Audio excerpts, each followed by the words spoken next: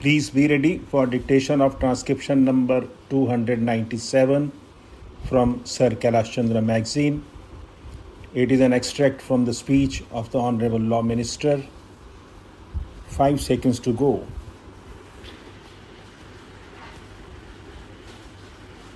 Start. Sir, I am happy to note that most of the provisions contained in this bill as passed by the Lok Sabha have found favor with a large section of this House. There are only a few points which have been urged and to which I would like to reply briefly. As I have made it clear, when I made this motion, we realize that this is not a measure intended to overhaul the whole system of civil administration.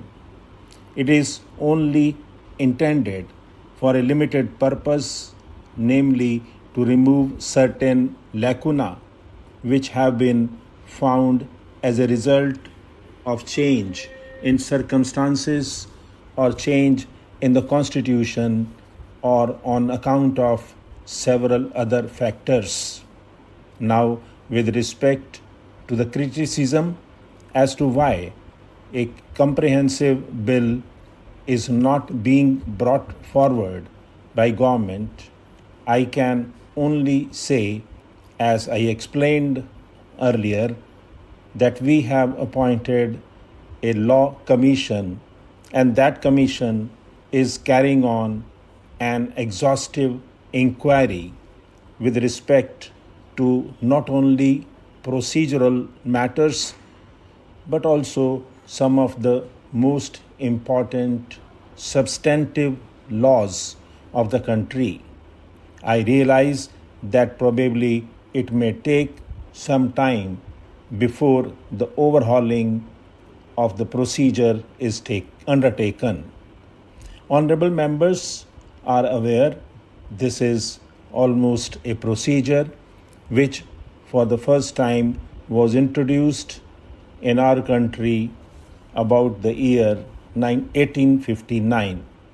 That means about 100 years back. Before that, as we are all aware, there was a different system so far as the administration of justice was concerned. And with the advent not only of the company administration but the other British government administration, the procedure with respect to civil matters was introduced for the first time in our country. Now that has been working for the last 100 years, and I would impress upon every honorable member of this House that it is not an easy matter to change this system overnight or without due consideration being given to all the consequences that might follow from it, and nothing would be lost if we could wait a little before the law commission, which consists of experts, jurists, etc., have applied their mind and suggest something after examining not only the law as it stands now, but also similar laws which might be in operation in different democratic countries of the world. It is from that point of view that the task is held up for a long time. With respect to the limited nature of this legislation, which has been called piecemeal, I would like to bring to the notice of the House the nature of this law, which is being tried to be amended. Procedural in its very nature, even as I said, this procedure was first introduced in 1859. I think there were more than 30 amendments that were introduced by the government from time to time because, in its very nature, a procedural enactment like this does require change from time to time. In spite of these, overall is left to be done, and I think I need not take much time of the House.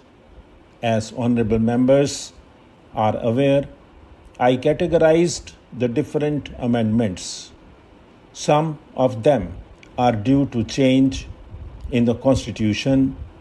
Some of them are due to change in ideas with respect to what is just and proper. For instance, with respect to the question of allowing interest and all those similar matters.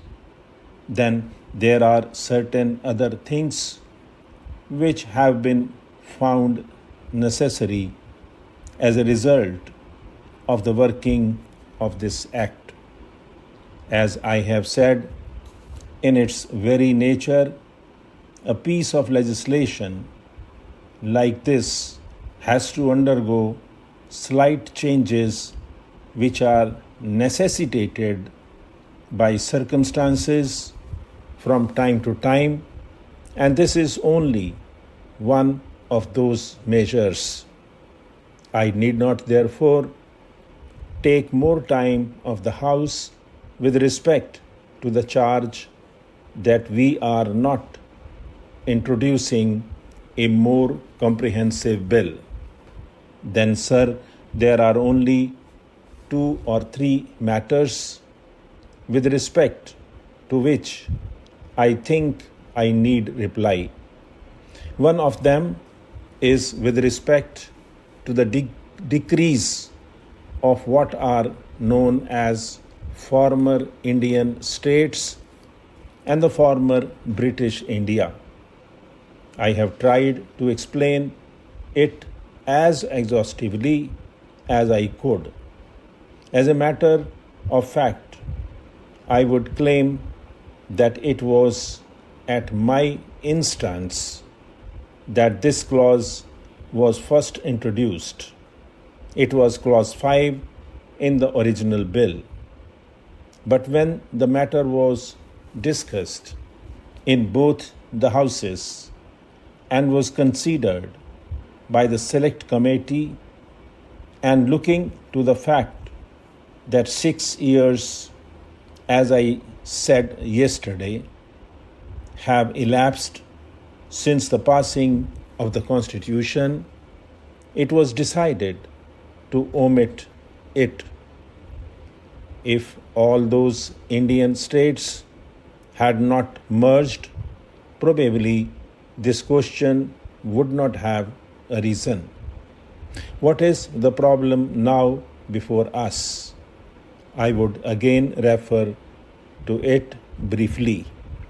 There are some high courts which held that decrees which were passed ex parte in former Indian states, which were then regarded as foreign courts, could not be executed in British India. Now, as a result of the Constitution, there is no difference. Stop.